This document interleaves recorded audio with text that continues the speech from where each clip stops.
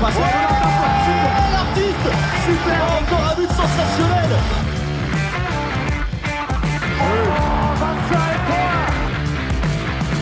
That's a brilliant bit of follow-up play by Mahe. Oh my goodness me, what a shot. Sagosen setter det hen! Han setter den! De i semifinale igjen! Handball hour in the morning. Wow, that was much better than I expected. Actually, we harmonized. That's good going. Hello, everyone. Welcome to Handball Hour in the morning. This is when we are at our very, very worst. Right. I don't know about you guys, but I'm feeling razor sharp this morning. Ryan, actually, you're full of ideas today. So, to be fair, our earliest ever podcast was 7:30 a.m. Yeah. We got cut off on that. So it's we've done worse. Yeah, as you may be able to see, good morning to everyone watching. We are on the court. We are on the court here in the Arena Stoszice in Ljubljana for the media call the day before the final games of the Women's EHF Euro 2022. And Chris, what is a media call? What is a media call? That's a good question. It's where teams come and talk to the media. Every team has a 30-minute slot. Yeah. And they're going to... So we're literally on centre court here. And they're going to walk around in the square. And we're just sitting right in front of that. And we're going to grab some guests, chat to them. Maybe also have... Not maybe, actually definitely have our yearly... Our tournament... Championship awards. Do people know our awards? So anyone in the chat, if you've ever listened to the Uniform Handball Hour podcast, you will probably know our world-famous alternative awards. Shall we go through them quickly? We shall. Right. And I'm just going to move this mic. G'day to Christopher Selwood, watching from Australia, from Adelaide, I believe. And who doesn't love awards? And Brazil as well. Happy days. Hey, okay, nice. Bom dia. We have a number of awards, which I'm gonna introduce the names of each one, and then you're going to take turns in explaining. I'll explain. Yeah? Are you going to do all of them? Yeah. All right. Let Alex do it. Ryan will also be here. Yeah. Okay. The Swiss Army Knife Award. So the Swiss Army Knife is a favourite of ours, and this comes down to a player who is just good at a lot of things. So they don't have to be quite the best player. It's not necessarily the MVP, but it's the player that is very good at lots of skills, has to be in attack and defence. That's one of the prerequisites. And, previous winners include, on the men's side, Christian O'Sullivan and Canton Maye. Do we remember the last Euros Swiss Army Knife? I'd love to. On the I'd love to women's know, side? but Clemens is gesturing at me right now. The whole thing. We can do that, sure. Yeah, go ahead. But we've got, we got Christopher Selwood watching from the gym in the evening. Look at this, a reasonable time, 8 p.m. Yeah. That is so reasonable that we're happy to have you, and we appreciate you joining all of those times in the middle of the night. The butter knife. Swiss Army Knife, though. I want to say one thing about that. I feel, for me personally, if you're too good at one of those things at either end of the court, I think it kind of disqualifies you from being a Swiss Army Knife, in my opinion. Okay. That's how I interpret it. Because if you're an MVP attacking player, I feel like that, not really. We want someone who's almost like very good at a lot of different things, but not really the best at any of those. That's what a Swiss Army Knife is. It is, It's not the best knife in your drawer, but taking on a trip with you, it'll do a lot of different jobs for you. Yeah, and it's important for a trip like a tournament. Absolutely important. So the Swiss Army Knife is going to be the first award we're going to give out. And do write into the chat if you have an idea of who one of the Swiss Army Knives of this tournament might be. As Christopher Selwood says, jack of all trades, master of none. Ah, yes. And there's a lot of good players in this tournament, so it's very difficult to find players who aren't master of one. But we're going to try to do it. So have a think. We're going to give our nominations. Are we going to give our nominations straight away? No. Oh no, God! We're going to go through all of the awards. Yeah, we're going to go through all. Yeah, let's go. Next award. Butter knife. Butter knife. Quicker explanation. Quite the opposite of a Swiss Army Knife. It is a player who is amazing at one skill. They might not be the best player all round, but one skill they're just amazing at, just like a butter knife spreading butter. And this is a content warning right now, the Adrian Šipoš Award for Excellency in Shithousery. Now I can't give a short introduction for this one, can I? It kind of suggests, if you either know who Adrian Šipoš is or not. Good at jumping players. Pretty much, yeah. It's a player who likes to bend the rules to the maximum extent. And the key thing about the Adrian Šipas Award for Excellence in Brutality is that you don't have to be it's not the player who gets the most red cards, because then you're not successful at shithousing. Okay. You're not getting away with it. You're not getting away. You have to be really brutal. You have to maybe cheat the rules a little bit, but get away with it in the end. Yeah. And that is the essence of that award. For me, it's also there's a bit of theatre involved with it as well. Someone who would play up to the crowd a bit, be at the referees, pulling jerseys, doing this kind of stuff. Yeah. Not dangerous tackles. Exactly. We don't want to reward any elbows in the face. That's not what the award is about. It's an elbow in the rib that no one sees. Exactly. That's what we want to reward. Yeah. So I think we're going to get our guests on fairly shortly. So 3 more awards. 3 more awards. To go through. Very quickly. Next one up is the Random Rocket. Random Rocket says what it is on the tin. Just an absolute cannon at random times during the game. It might not be the best player, but when they need to shoot, they'll shoot. That's true. The breakout player. Breakout player, again, very simple one. A star that has shown in this tournament that maybe some of us were not expecting. There you go. And the super sub. Super sub, again, as it says, a player who might not be on the starting lineup, but has shown up in many moments throughout the tournament. Lovely. Okay, I think it's about time to get Itana on. Yes. So we have Montenegro here at the moment. They're the first team up at this media call. There is a breakdown in this media call. So we're going to be on for the next 2 hours. First half an hour is going to be Montenegro. Then the second half an hour is going to be France. Third half an hour, Denmark, and finally Norway to finish. So join us for all of those. Make sure just send in some questions for the players as well as they come in. We're going to try to grab as many as we can. Yeah, so we have a screen here in front of us. So any questions you ask, the player will see also. So we can pose those questions, or you can pose them directly to the player if the player sees them and reads them out. So wonderful, wonderful interaction here possible. Oh yes, so it's a great opportunity for you to ask the questions you always want to ask. And it looks like we've Itana about to join us. Itana Grbić. Oh, just she puts away her chewing gum. Just getting rid of the chewing gum before she joins us. Itana. Behind the scenes there. Itana, welcome. Thank you. Hello, guys. Hello. Long time no see. Long time no see. Well, you've seen too much of Brian here, right? Yeah, I've been too very much? annoying. Or it's okay? It's okay. Yeah, okay. Brian, you take it away then. Pal, Brian. So, I think it's fair to say that everyone's been very surprised by Montenegro's performance at this. Coming into the event, if you're really honest with us now, what were your expectations coming into it versus where you are now fighting for a bronze medal? Well, at the beginning, we were like, okay, we play our group in Podgorica, and we saw a chance to maybe get all the points because we knew that our fans will make amazing atmosphere, and they were really by far our 8 players all the time. Even yesterday you saw it. I just think after yesterday's game that we must realize that Denmark deserved that win more than us. They were better, but I'm proud because we fight really till the end. They couldn't be relaxed for even 1 minute in the game, I think, because we were always there. Even on the halftime, and everybody was thinking, okay, now Denmark will kill them. They have 4 goals. We can come back, so I can be proud on that, of course. And yes, tomorrow is a France. We know them very well.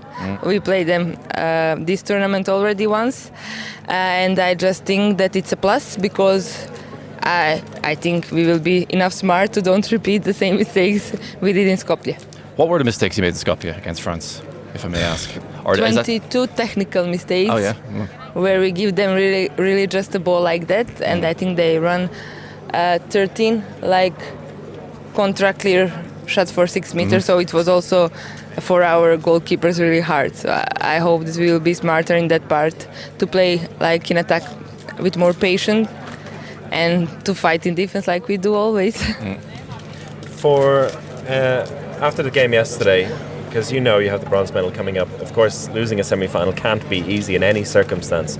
But how much time did you allow yourselves to actually be disappointed or look back and say, okay, maybe we didn't do this? And how much of the focus was moving on to France? We need to refocus, we need to recover.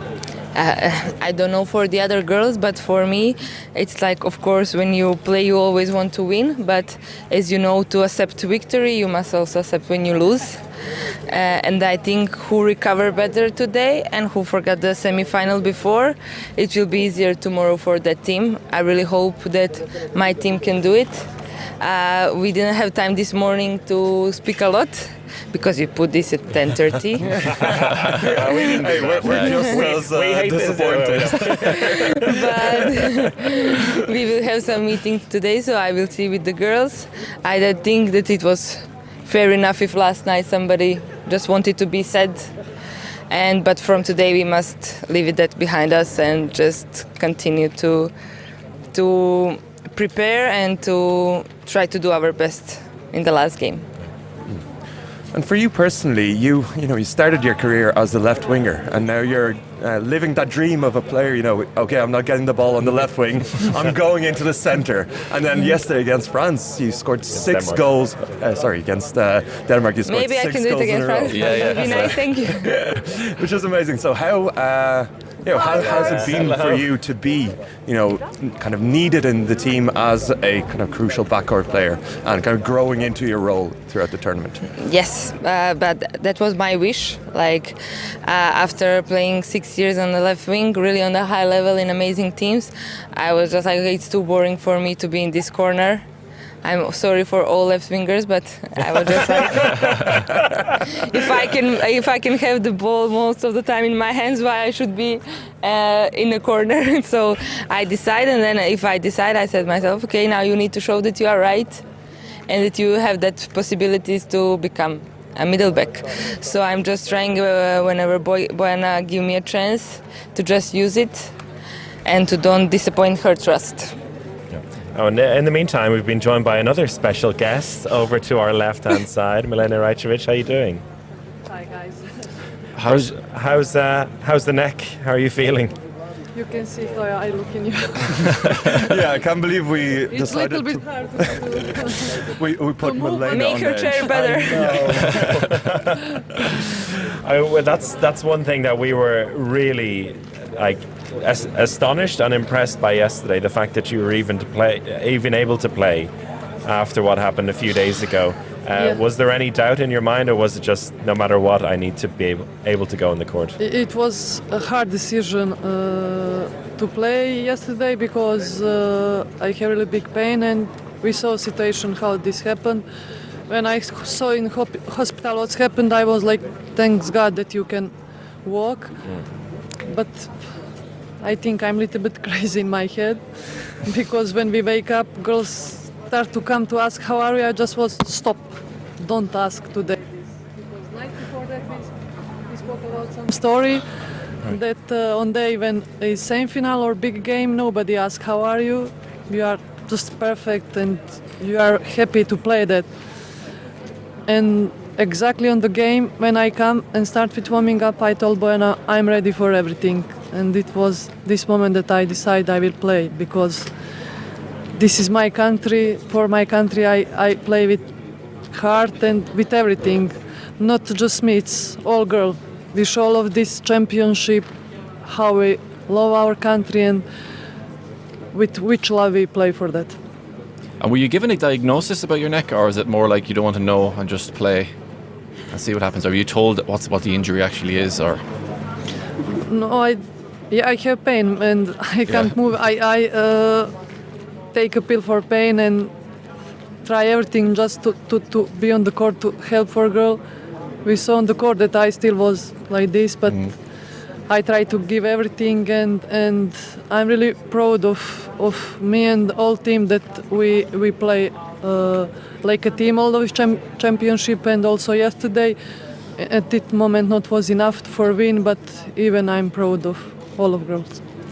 How special was it for you and the rest of the girls to see Milena actually be able to play? Because the squad depth is maybe one of the weaknesses of the team overall. There's a lot of reliance on 8-9 players, but seeing her come on, that must have given you a lot of hope at the beginning. Yes, but we knew Milena, so we knew that she will that you will see her on the court, because as she said, like when we play for our country, sometimes we just don't think with our head, we just go with our heart. What is not smart, of course, but it is what it is. I think that's why this what is like logo for EHF, play with the heart. It's what Montenegro do all the championship, playing with the heart. And Milena just proved it yesterday, and we knew that she just wanted the best for us and for the team. She's one of our leaders and the most experienced players. So seeing her just with this injury, because it was really like huge, and the doctor said like that maybe it's not smart for her to play, because when he saw the situation, he said like you had the biggest crash with your car and it's like you really must rest. But we knew that she will come out and that she will try to help, and she did it. It was not enough, not just from her side, it was not enough. As I said, Denmark deserved to win yesterday. But we, as Milena, as all of us, we just did till the end to fight and to give our best. So today that we cannot say, okay, we maybe should do it more yesterday and we should do better this. No, we just give everything. They really needed to fight as a hell to win us. And yes, that's it. Talk to me about for people who aren't from Montenegro, what it's like being, I can ask both of you this, what's it like being, or what's the media like being at home and the messages that people have sent to you and reached out to you? What's it been like for both of you? It's a lot. Yes, it's just like yesterday when I really didn't want to cry, because I was proud of us how we did. It was hard, but I just wanted to stay like, okay, we lose, but we have one more game. But when I saw all of them just continue to cheering and to believe in us, and all the messages I think that Milena also got, it's just like, you are our pride. No matter what you did, you make the country to live together these 20 days, and what you did, nobody did before this. I think, of course, 2012, the girls did it, so 10 years later, again, we did it, and I just think they are amazing. I think they are the best fans in the world, and they were, as I said, all the championship, our 8 players, and without them, I think that we couldn't reach this semi-final, to be honest. Yeah, Itana is right. 2012 also was amazing, but I think this time was fans more support us, because there is in our country a little bit strange situation about this, and people wake up about to show how much love country. And really this is amazing, because after game all of our fans and supporters send message, girls, you are for us gold, whatever you do to the end, you are for us gold. And for us this is really special, because after this 2012 girls born like fighter in Montenegro and like boss in the house, we can tell like that. and we change a lot in our country to show that women can do something. And really we have big support for all of fans from our country, not just from our country. In Skopje we have also from Macedonian people. Here I feel that we have from Slovenian people, and this is really big for us, because I think we deserve this, because we show on the court that just fight and power and love is everything what we give on the court. You mentioned the boss in the house there. I want to ask you about your boss in the team, Bojana Popovic, a player who you played with as well. So you've experienced her as a teammate and now as a coach. She seems to be also quite relaxed at this championship in comparison to maybe times in the past. How do you experience her as a coach, and do you feel like she's really grown into the position now?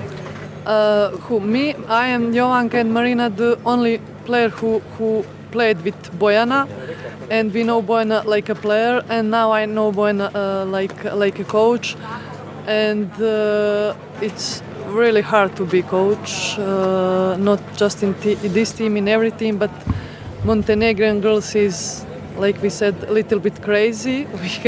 You can see this on the court in some moment on our face, like this crazy face, and it's hard for her. But she's really amazing. She was amazing, like a player for me, the best player on the world, because this what she gave for the team in this moment was amazing, and she tried to help everyone. And I, like a player, learned really a lot from Bojana. And now, like a player and she like a coach, we really have good cooperation. And it's easy for us, not just for me, also for Itana. It's not a lot of players that can understand these small things from her, because normally she speaks really fast and and it's not easy to understand her. You run there, run to a pivot there, and just we look each other and somebody understand, and I understand, I'll explain, or Itana, okay, I know what we can to do.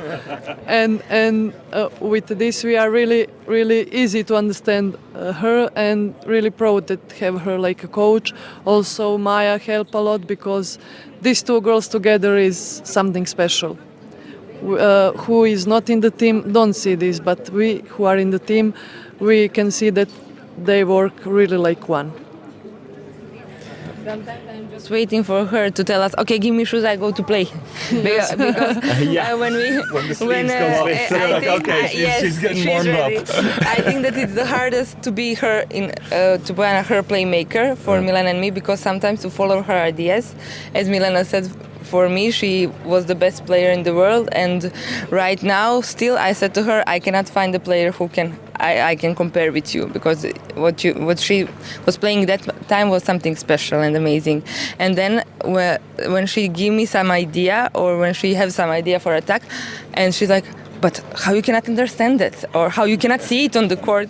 And then Buena, if everybody have your handball brain, you will be all the time champion. So you must have a little bit understanding for us. In training, does she jump in as well sometimes, just to show you what she means? She's like, no, give me the ball. I'll do it. Yes, a lot of times.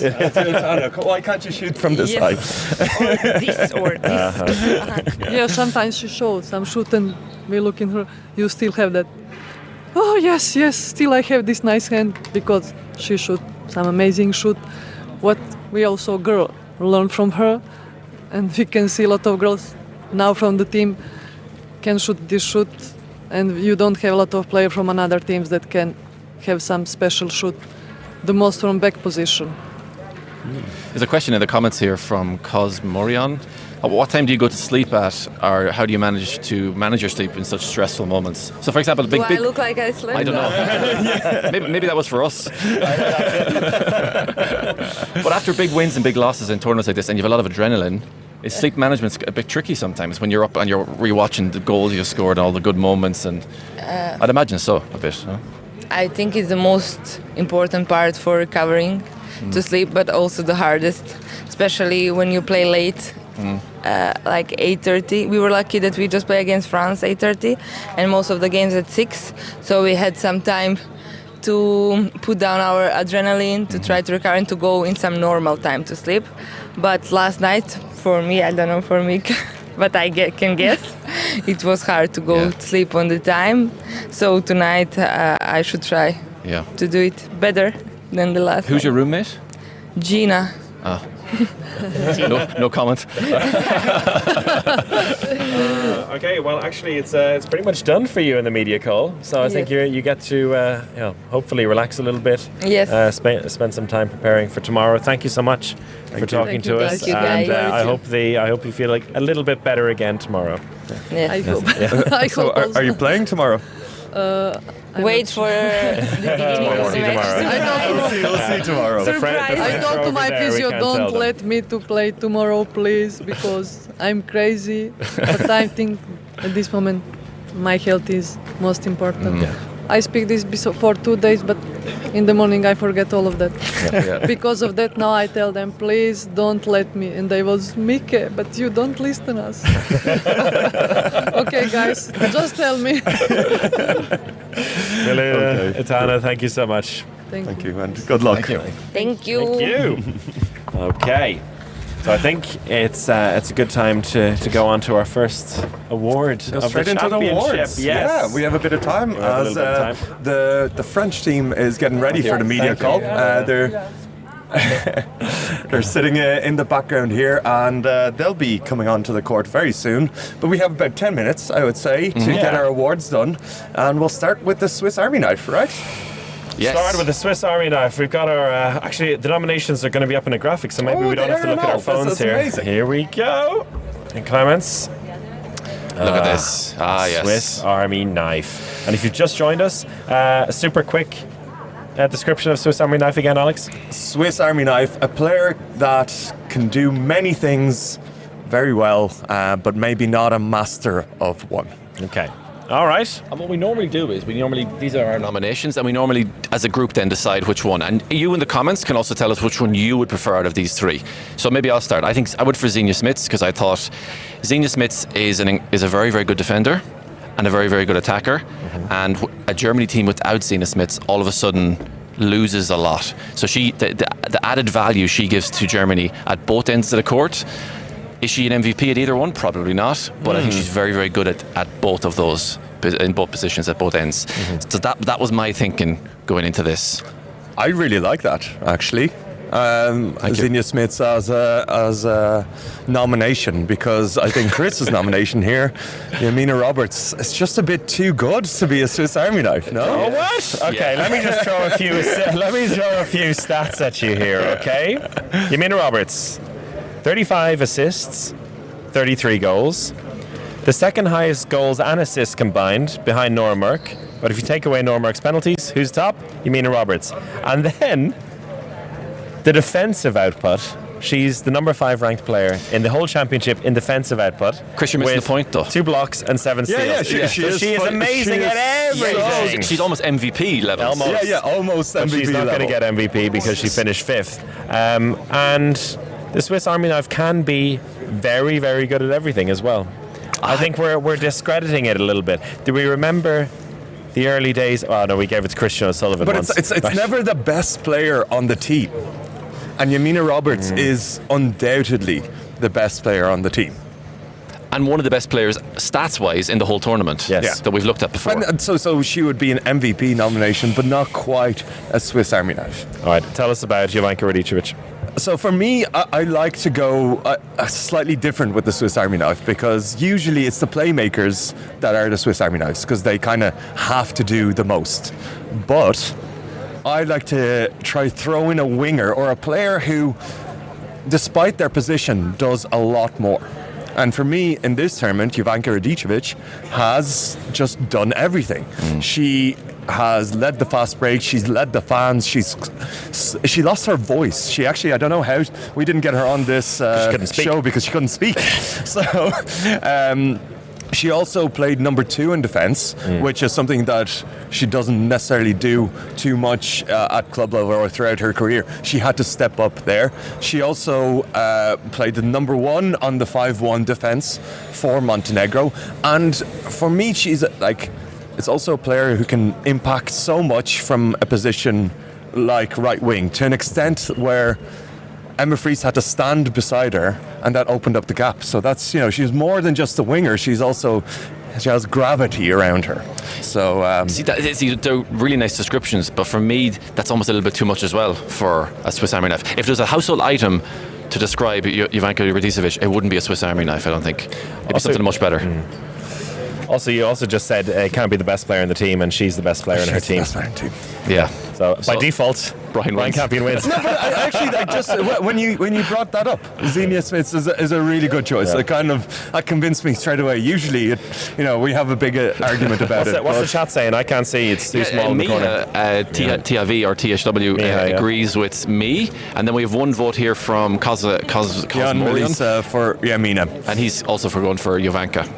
Cosmorion gone for Jovanka. So it's actually one vote each for the three of us. But I think Xenia Smits does encapsulate the award, because she doesn't even start, but is such an important player. Yeah. And I think that's and for Germany, there'd be so much worse without her across so many different levels. I like that. as a winner for our 2022 EHF Euro Swiss Army Knife. Perfect. Silje Smits, congratulations. Thank you very much. Congratulations, Silje Smits. And I don't know why we're congratulating Can we add some Brian here. applause in Brian's there, the proxy here. Okay, next, the second award we're going to give today butter knife. is the butter knife. Butter Very knife. quick recap of what it is. Yes, so the butter knife is kind of the opposite of the Swiss Army knife. It's a player that has a very specific role in the team, and they're really, really good at that, but may not be the best player all round. Yes. And We're going to have to take a little break for it because we're joined by Pauletta Foppa. Hello, how you doing? would you want to swap seats? I think it's better So if you can sit have the here. handheld mic. It's okay? Yes. Okay, And okay. bring that nice and close to you. Yes. Okay. Maybe swap seats for the camera because we Yeah. can't Oh yeah, see. that's okay. We don't need. We don't need. It's more important to see you in the picture than Brian. That's okay. Now, I like your tracksuit. The France tracksuits are they're nicest. They're the nicest I've the seen. French actually. team have the most style. You don't like? You're not a fan? Oh, always the same dog. First of all, of course, an early start like this after a semi-final can't be easy. How are you feeling now that the few hours have passed after the semi-final loss? I'm sad, really, but it's okay now. It's important to take the victory to finish good. Yeah. And for me, it's the most important now. Maybe bring the mic up a little closer. a bit closer. That's okay. It's okay. Yeah, but talk to me a little bit about the game yesterday. I think it was, in the end, a result that nobody really expected, the final result. It kind of caught everyone by surprise, something that can happen in a game like this, but obviously a close game is what everyone anticipated and what we had for a lot of the game as well. Yeah, the first halftime for me is good. You miss a lot of goals, and for this team it's hard to win. After in second halftime, you don't score in attack and you take every goal in defense. And for this competition, they don't take 28 goals for this moment. And the French team like to defend hard and to make the easy goal for the fast break. And now it's hard because you take the goal and after you don't score after the good defense. And the goalkeeper in Norway play good also. Yeah, it's a hard game really. Definitely. And one thing that, France have looked so good in the tournament so far, and it's almost been, we're saying that it's almost too easy. Yeah. Is that something that maybe you felt that you weren't quite fully tested as the tournament went on and came into this big game? Yes, it's not easy, but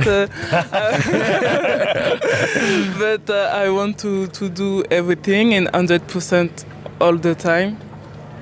Yes, I'm like this. Yeah. What was said at half-time yesterday? Because obviously you said the first half went really well. Yeah. And then in the second half, that's when things kind of maybe fell apart a bit. What was the discussion at half-time that you needed to improve on, or what you wanted to implement or try in the second half that maybe didn't work out?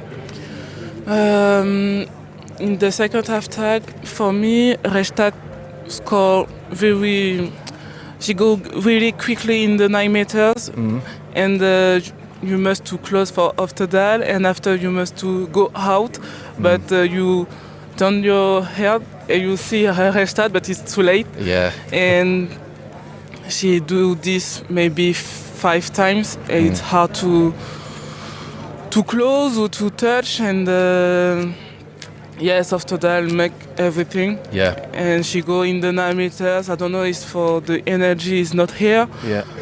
But because I was up basically in the roof yesterday shooting video down, and when you see it from that kind of angle up above, I was like looking at this Norway attack, and I was like, this must be a nightmare to defend because their movement off the ball is just, you're kind of almost looking each every direction.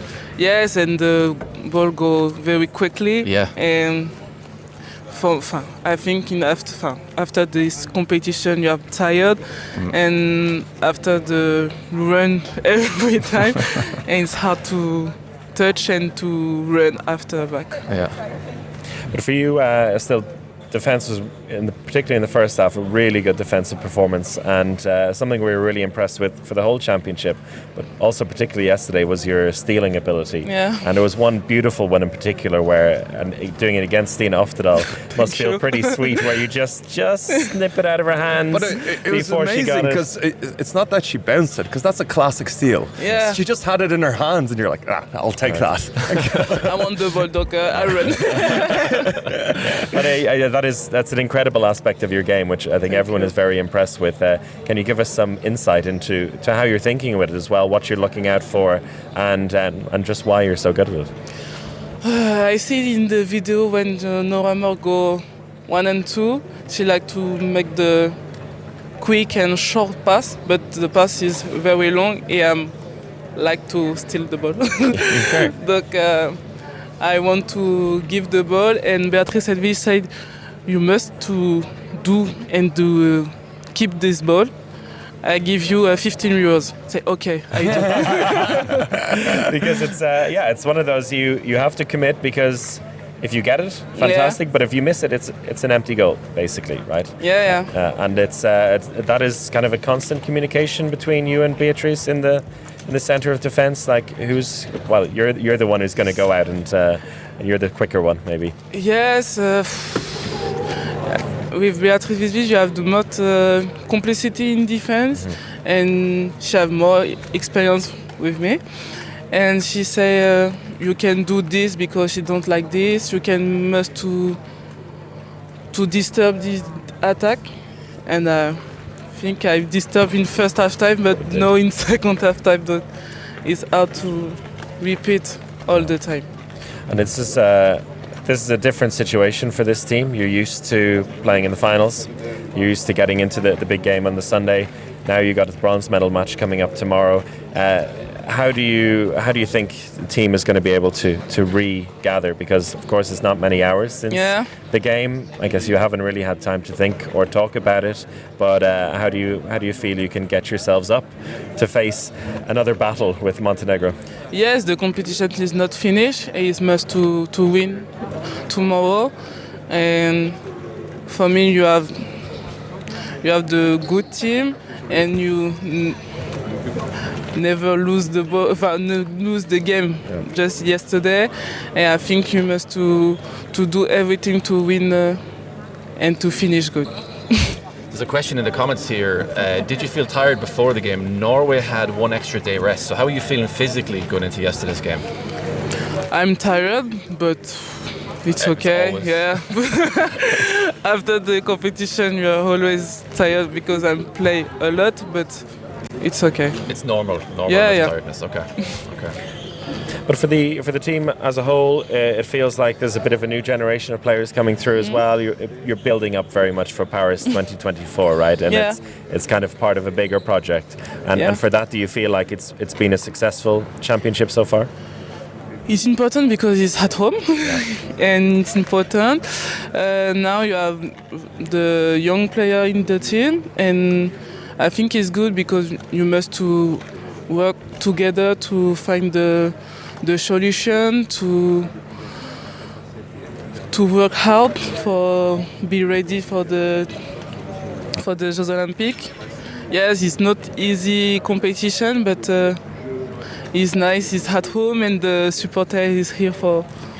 And you say that we've got young players coming into the team. Yeah. You're still quite very young. Yes, But do you feel like one of the older players even at 21? I don't know. On the court, you look like a player who's been there for so long. You're already, there's times where, it's a crucial moment, and it's okay, we're going to get the ball to Pauletta in this crucial time. So I think that's been really impressive to see you grow into the team so quickly. And yeah, well done. Thank you. All right, I think we can let you go off to the rest of the media call now. Thank you so much for your time. You. And good luck tomorrow. Thank you. Thank you so much. All right. So yeah, it's they're still quite, well, at least Pauletta feeling quite chipper after the loss yesterday. Oh, I don't know. It's tough. But, I think it's a little bit easier on younger players, maybe. Yeah. Because you feel like you've so much ahead of you still. I think it's actually much harder on players that are coming towards the end of their career. It might be your last Time Euro. is running out. Time is running out. I do think that, though. I think, it is slightly harder on the more senior players. On the flip side as well, though, there's, some of the senior players have won it all before. True. And they've done it. And for a player like Pauletta, she hasn't got gold in the European or World Championship. Oh, she has. She's been around for 4 years. She may be a child. She was 17 when she got a gold medal. Maybe that's not quite the same, but to be that crucial. That's the incredible thing, isn't it? There's two sides of it, but. So we jump back into the butter knife category because I think we were, well, not rudely interrupted. We were pleasantly interrupted. Very pleasantly interrupted before we got into that one. So let's get up our nominations for the butter knife category. Clements behind the screen. It's a nice background here as we can see all of the players getting interviewed here. Butter knife. Here we go, Brian. I went for Orlan Canor. You've gone for Normark's penalties. Yep. And Christina Jørgensen. Okay. Okay. That's I did have that as my number 2, to be fair. Christina Jørgensen. But should we start from the top? Start from the top. Yeah. From the top, let's go. So my thinking was that you want to bring someone on for France who's just a great jump shooter. Give her the ball, high speed, she'll score you some goals. And that's kind of it really, isn't it, with Canor? In my eyes anyway, so that was my thinking behind that. And I think she encompasses, she's really, really good at that. And when she's not good at that, I'm not sure what else she can really offer without sounding too harsh. Okay. You introduce your nomination. Normark, 26 goals, 27 penalties. 27 penalties. Incredible butter knife. Right. Gold-plated butter knife.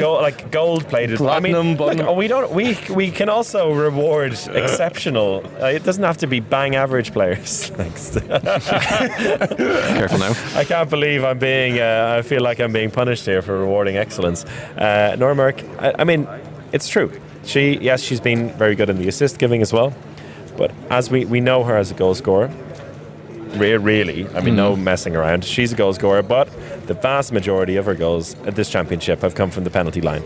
Maybe she's earned most of them herself, but and you said it yesterday as well, at this point in the competition, you need someone who's going to score the penalties. It's all well and good getting the penalties, but looking down the penalty list, there's a lot of missed penalties in this championship, and coming into the final, that is going to be a big thing as well. If you could choose Normark to take your penalties, or anyone on the Danish team to take your penalties, I go for Normark every day of the week. One miss out of 27 for the last 2 weeks is very, very impressive. Yeah, it's incredible. It's interesting. I would never have thought of that concept. So congratulations on really thinking outside the box there. Yeah, but it is like a butter knife that can also, I don't know, be a scalpel for a surgeon because she's the best assist giver in the tournament. So it's like this butter knife that can also be used for double-sided butter knife. Yeah, no, it's like a spork. A Swiss Army knife. Spork. Maybe she can be the spork. That's not quite the Alex. Oh God! All right, we can leave it there. And Cléopâtre Darleux is joining us. Hello, Cléopâtre. Hello. Take a seat. You can take a mic from Brian as well. Thank you for joining us. And we said the same to Pauletta before. Of course, not easy so early in the morning after yesterday to come here and talk to everyone. But have you had a few hours to reflect on last night? Yes. I'm not in the same mood than yesterday evening. I was a bit angry. But the night is always helping, and also to hear.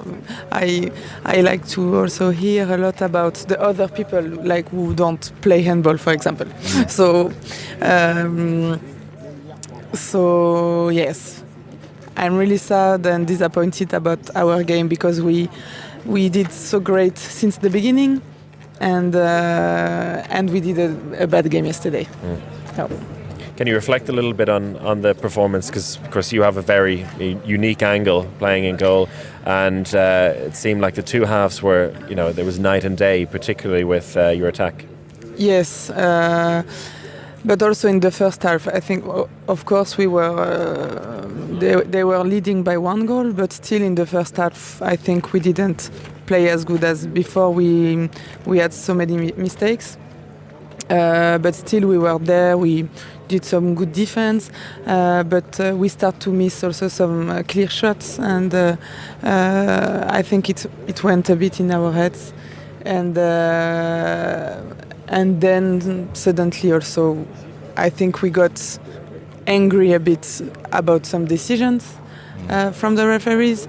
It went in our heads, and also they have also amazing players, of course. They did their games. We couldn't stop not all of them, but Oftedal were really good. It was her day, and also all the penalties, we didn't stop any of them. So this was also, I think, hard for us. We were just talking about the penalties actually, because we're giving like these championship awards as well, and we were talking about Nora Merck and her penalty shooting. 26 out of 27 for the whole championship is ridiculous. And yeah, again, just a fantastic day against you. In that penalty battle, it seems like you tried a lot of things. You also changed the goalkeeper, you throwing everything you can at her. Did you feel like it just wasn't your day in that battle? I just felt that she did everything. And it's like sometimes you try something and you don't want to open so much, so then you don't go 100%. This is the problem, is like, because you know that if you open a bit, if you move a bit, she will go in. So then I think you don't play like you do usually. That's really interesting. Yes. So in fact, some of them I could go, but then I went not all in. This was the problem. Okay. Yeah, and it does feel like her penalty style is really just direct, right? And also, also she have different timings. So this is also the key. She have different timings and different. Also, she changed a lot because also, of course, we do a lot of video, and she changed some things, and then also after you just get. Crazy in the that head. broken wrist penalty she took, I think, was one of the first ones. That was really unusual because it was almost like she didn't do it properly, and I think it maybe threw you off a bit as well because it was very, very, very slow all of a sudden, and it's almost like, as Alex said, she could be very direct normally, and this one was just a googly one. Yes, that's true. And also the first one she did really strong. I think it's the first she shot in this corner, and is the only one she did in all the competition. So she started like this with one, and then she make this. So you think, okay, I go down, and then she also have this different timing. So it was, she's good. She's good at them. She's good. Simple as that. And that second half, so as the game, as Norway started stretching the lead, what was your perspective as a goalkeeper? Because Norway are starting to get easier shots, and how do you react to that? How do you try to will the team to come back into it, even though you're not, you're in the goal and can't influence fully? I just try to, of course, always stay focused and just don't think about the last goal, and try to also, if I save one, just try also to run with them, to try to push them in attack. Actually, we saw that. I think there was a turnover, and you picked up the ball around the mid-court. You wanted it. And it looked like you were going to run past the halfway line. It looked like you wanted it. No one give me the ball. So I'm like, come on, give it to me. I will go. And I will score. I love that way. I love when you do that. I'm like, oh, here we go. This is great. I was ready. That's like your trademark almost. That was against your famous goal. That was against Norway, right? In like a Golden League game. The fake and everything. And always before the game, I'm like, okay, maybe this time again will happen. Come on. But no. Classic goalkeepers. They think they can do it better than the court players, right? Well, she can sometimes. But I just try to give them my energy, because also I cannot catch them also. But also, of course, sometimes it's really hard. And when also Raičević, she came back in the second half with a lot of power, and we couldn't stop. Were you a court player at some stage in your life? Or were you always a goalkeeper? Yes, I was. I was when I was young. When you're young? Until 14. Backcourt player? Yes, back. Centre back? Left back. Left back. That's where the shooting comes from. What convinced you to go in goal then? It's my sister. Okay. Because, Yeah, because both of them play handball. Also, we play together.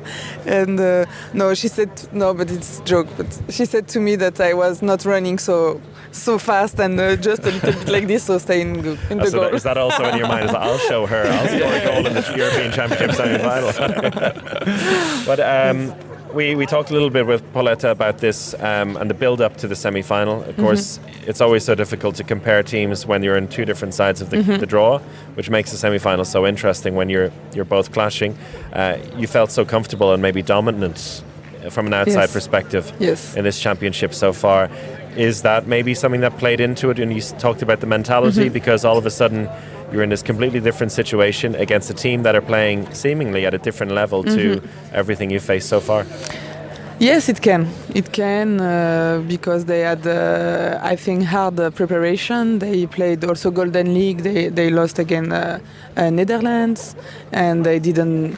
Also, they just lost the last game. So sometimes you get more. Okay, we need to be really good, and they knew that we were in a good shape. So yes, for sure, they were more alert. Alert. Yeah. And but also we know them. We also know that they are really good, and but we were persuasive in our heads that we can win against them. But I think they came stronger as that we thought. Yes. Okay. Yes. So because it felt like tactically they dealt with the 5-1 defense as well, much better than they have in the past. Yes. And it felt like also dealing with your attack that they read everything a lot better than they have in the past. So is that maybe also something to, I mean, of course, you then have to develop for the next one. Yes. But that caught you by surprise a little? Yes, of course. We were surprised because we used to play much better in attack, and we saw a lot of movements, and it didn't work at all. So also this game will be really good for us for the future, because we talked a lot this morning, and we want to use this for the Olympics. We don't want to lose again like this against them, because now it's personal. Yes, 3 times in a row, and it's really hard. Yes. So apart from the disappointment you feel as a group, for you personally, coming into the tournament, we had a preview podcast and we were kind of looking at the teams, and it was very hard to find weaknesses in your squad, as it is with Norway. But one of the places maybe that a lot of people were talking about was the goalkeeper position, and where France normally have 3 or 4 great goalkeepers to choose from. A lot more emphasis was put on you, and you had to lead that whole position. Do you take any satisfaction that you played excellent in every game, and for you personally, you were kind of your stats are up there with at the top, I think, isn't it? Best, pretty much. Number 1, yeah. Yes. First, I was. In fact, I had stress, of course, because it's the first time that I was not alone, of course, but with some inexperienced player. But I tried to just don't think about that, because I got also so much confidence from the players. And of course, I wanted to be really good for the team, but I didn't expect that I will be just every game really good. But also the defense, I think, helped me a lot, because when you have a really good defense in front of you, then you can make some good easy saves, and then also you feel better, and you can make also some more unexpected saves. And I think it gave me a lot of energy. But now the most important was yesterday, and I was not good enough. So still I'm a bit sad also. We're getting the signals from behind us. You have to be dragged off. But thank you so much. You've been very good with your time, Cléopâtre. Thank you, and good luck tomorrow. Thank you. Good luck. Thank you. That was Cléopâtre Darleux, and that was really insightful from both players, I think, and Cléopâtre in particular, I think, giving a really nice insight into her mentality for the championship.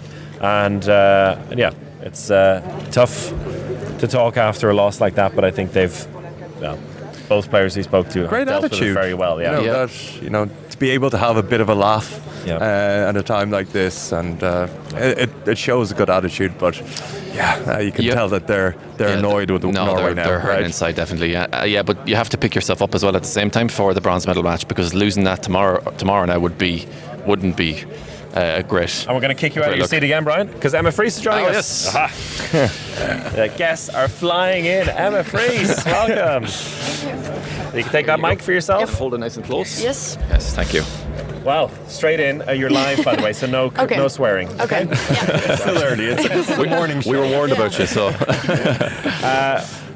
First question. I think it's very suitable for this early morning start, but a few hours now after the victory yesterday, you're in a European Championship final. Has it really sunk in yet? No, I don't think so.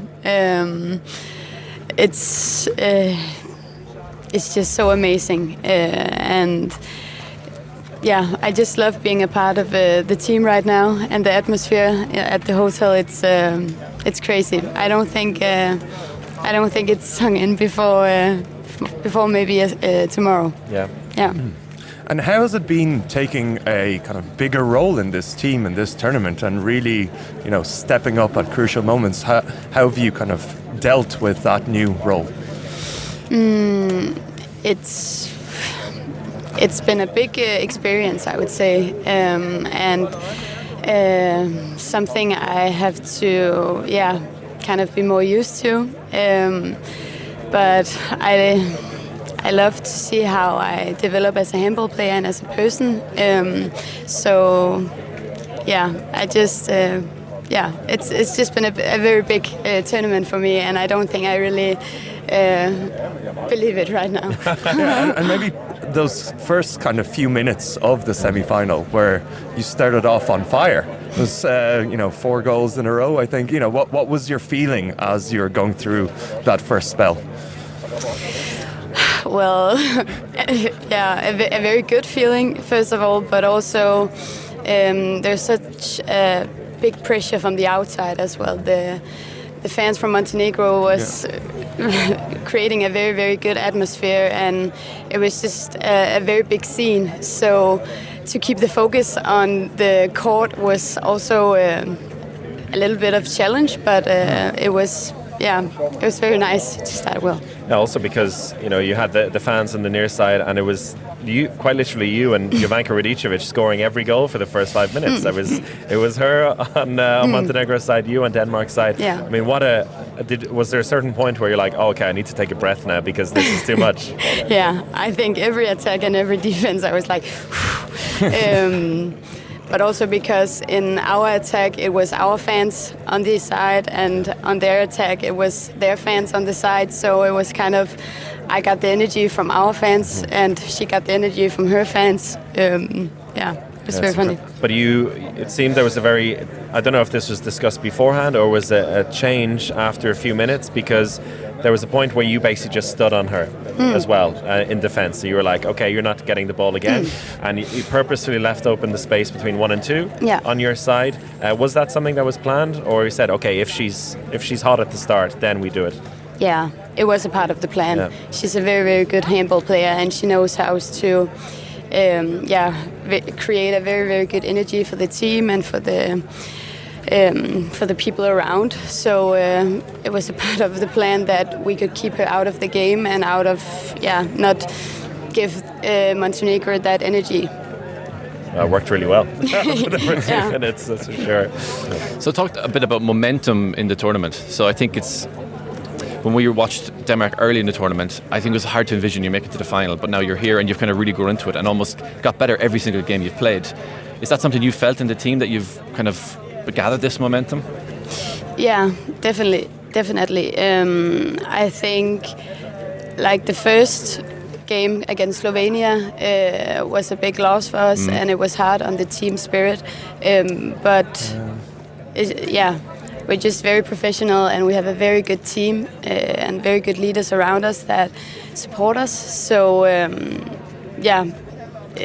we just kept on fighting, and I think like this journey is just getting even better, and we put layers on every year. So, yeah, I'm just very happy to be a part of that journey. Mm-hmm. And maybe, momentum has been with this team for a couple of years now. It's been one step at a time, actually, so far, and this is the first final. And it's kind of breaking that barrier after 18 years to get back into final. What is different this year compared to kind of the last couple of years? That's a tough question, but I think there's a lot of players on this team that has experienced a lot, and we're also newbies coming in and kind of coming with new energy. I just think like the individual performances have raised a little bit each of us, and that might be one reason. And yeah, then I just think the team spirit, how we are doing outside the court, is also very important. So a combination of those two things is what led us to the final. There's been a lot of talk from the players and also in Danish media about Jesper Jensen and how he's dealt with players individually, like the individual chats he's had with players before the tournament or during it as well. Can you tell us a little bit about the conversations he's had with you before this tournament and what he expected from you? Yeah, well, Jesper is a very, very good coach, and I like him a lot. He's very, very good at the individual techniques at each player, and of course he had a conversation with me about my new role on the team, and that he just had full confidence and he believed in me, so that was very, very nice. And I think that's also the reason why I feel so safe on the court and why I can perform like I do. But yeah, he's very good at talking to you under the game, but also after the game. So after each performance, he kind of evaluate how he thought you were doing. So if he has anything that you can do better, then he say it. Okay. There's a question here from Leon in the chat. How do you enter the final knowing that you won against Norway a couple of days ago? Does it empower you in a way or maybe not? And this is something we actually talked about before. It took you so long to beat Norway competitively, and now you have to do it all again a few days later when it took you 8 years to do it competitively before. Yeah. So what's the mindset going into that game? Because obviously Norway are going to be very angry. And having Henny Rice that angry at you is not a good thing, really. No. Well, I actually think that our mindset is just, I think like the past couple of years, Norway has been a step ahead of us at a lot of things. But now, the last games we've played, I think they won with 1 goal or 2 goals, and then we won the last game in this tournament. So we're very on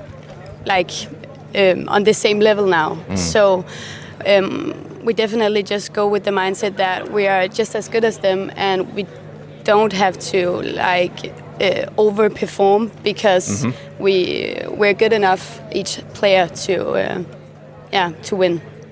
Yeah. And is there more hidden in this team? Because it seems like, as the tournament has progressed, as Brian said, there's been these developments in the team.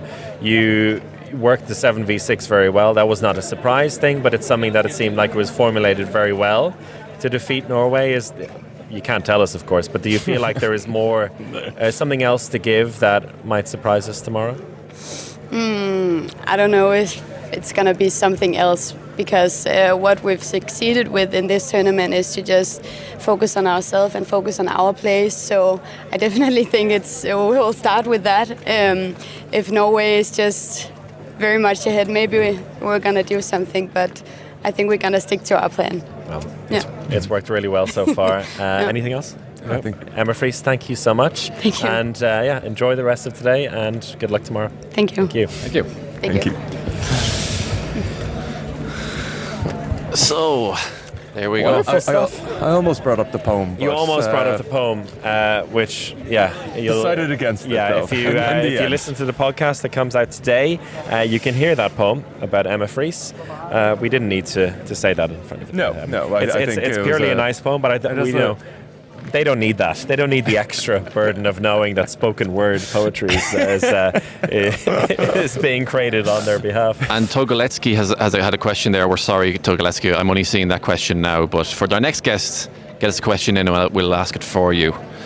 So, should we continue with the awards? Butter knife. Let's get them in really quick because guests are flying in and out. I think it was Chef said in the comments, are we really calling Christina Jorgensen and Aurelien Knor average? No, we're not. I want to definitely not saying that. answer that. No average. But that was me attacking Alex, basically. Yes. But I think all of these players are fantastic. That's a base, but it's about a really specific role in the team. Or skill. Yeah. And Nora Merck has a lot of roles in the team. Yeah. Christina Jorgensen, we talked about, she's played 16 to 20 minutes a game, but in her specific role at the start, her specific role was just in the 7-on-6. Yeah. As the start of the tournament. That's how kind of specific in that role she was, and how amazing in that role she was as well. And she's been able to grow into that role a little bit more as the tournament went on, and now her role really boils down to breaking through on this left side. I would say every single goal that she scored inside the 9 meters on the left side of the court. And she's incredibly good at it. And she, not only that, is that she does it at very crucial times. It's, when they've needed her to step up, when she's been, thrust into, it's like, okay, we need to butter some bread right now. And she comes in. And just against Aurelien Knor, who again is an incredible player, incredible athlete, I think for her, she gets too much responsibility when she comes on. So she comes on, it's like, do something, just like too much free reign. Too much free reign. Yeah. Where Christina Jorgensen is breakthrough between 1 and 2, Aurelien Knor is just do whatever you want for. Do whatever you can, basically. Do whatever you can. Yeah. I think I agree with you then. I think I'd probably put my vote then for Christina Jorgensen. I like that. Yeah, Christina was my number 2. I was just really willing, and I'm thankful for saying that I've revolutionized the concept, but Christina Jorgensen is the butter knife, I would agree. Yeah. Congratulations, Christina. Leon, shall we get her on to give her the award and explain it to her? It's a tough explanation. Leon agreed with you, Chris, for the penalties. Thank you, Leon. Yeah, Thank you, Leon. It is a nice concept. That is. I'll take the moral victory on this one. Yeah. Yes, and Programmer. Hello, everyone. Yes, welcome, Programmer. Good to see you back. YT. And so we'll move on to the third. We got a third award. Yes. What is our third award? It is the Adrian Šipoš Award for Excellency in Shithousery. Okay, Chris, you explain that again. Okay, yes. So basically, it's named after Adrian Šipoš, the Hungarian defender, Hungary and Veszprém defender, who we all know pushes it to the limit, but often gets away with it. And it can be sportsmanship, it can be shithousery, it can be a kind of brutality as well. This is an open category. This is, I feel like, one of the most creative categories because we can find a new concept for it every time, and because it's driven by what the players actually do on the court. They inspire us here. So thank you, players, that I'm full screen now here to present this award. I feel very passionately about this one. Yeah. I feel like this is our best one, and I have a feeling there's only one winner for this. So let's go to the nominations. The Spanish team, says Brian. Spanish team versus Germany, says Chris. The whole country of Spain. But there's a deeper question to this. So.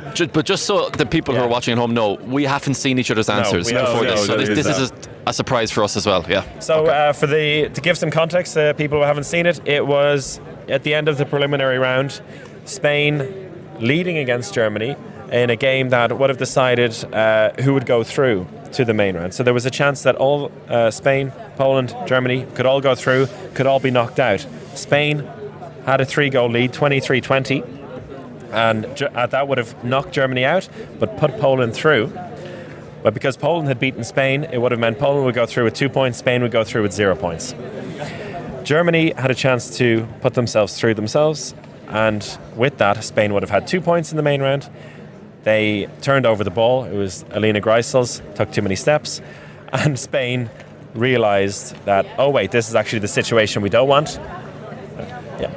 The situation we don't want, and we're going to go back to that in a moment. We're going to finish that story in a moment because Sandra Toft, I believe, is going to join us for a little chat. Hello, Sandra. Yeah, hop in here. You can grab the mic. Brian's kept it nice and warm for you there. Yes. Sandra Toft, how are you? I'm really, really good. Yeah, I can imagine you're really, really good.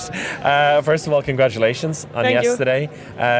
The first thing we're asking, particularly with this early morning start after last night, is has it kind of sunk in, or what have been the reflections for you over these last 12 hours? Yeah, well, of course it's sunk in, but part of me, no. And it's still like I cannot believe that I'm going to play a final tomorrow, and the journey has been crazy from the day I started on the national to here. It's been tough, and yesterday I think was the happiest moment for me in my handball career, and I had so many emotions, and I still have when I talk about it. Yeah, it's. We spoke. What is it, like a year or two ago? We had this long conversation, and for the "This Is Me" piece, and the way you spoke about, everything you've done, it all kind of relates to Denmark in the end, and doing something for Denmark. You didn't want to leave this team without leaving a legacy and picking up some medals along the way. Now you're on the verge of the biggest medal of all in European Championship level. It's biggest medal of all. The biggest medal. Yeah. But it's a huge final, and this journey, particularly in the last couple of years, has really it's gone flying upwards with Denmark. Yeah, since Jesper Jensen, the head coach, came, you could see the difference right away. And then you really started to believe, okay, maybe one day this team can play a final again. And I just hope it's in the time period where I'm still a handball player. And so I'm so grateful for what he's done and for what all the girls done. Because, our team did this the last few years. So it's just a big feeling of being completely deep proud of everybody, and for me the national team is the biggest thing in handball, and I just love to play for Denmark, and now I can play a final like in the good old days for Denmark. Yeah, so it's really nice.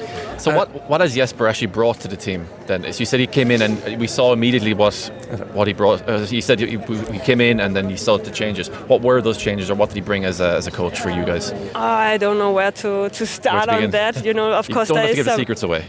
But there is some tactics that's changed in the attack and everything. But it's also like the mentality in the team is different.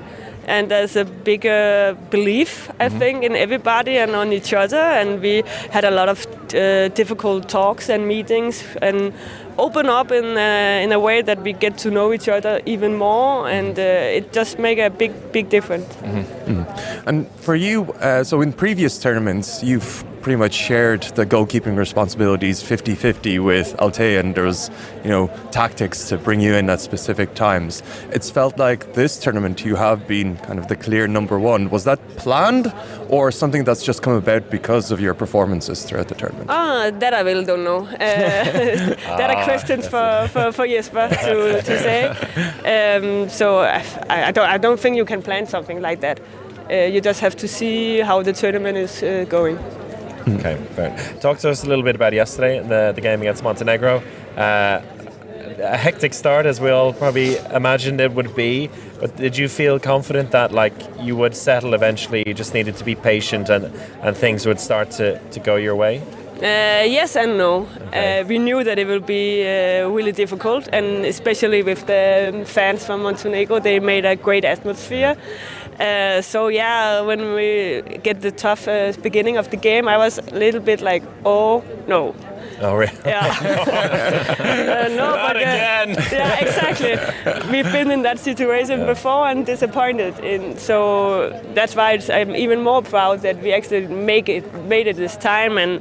But during the second half, I was comfortable that we were going to win. Okay.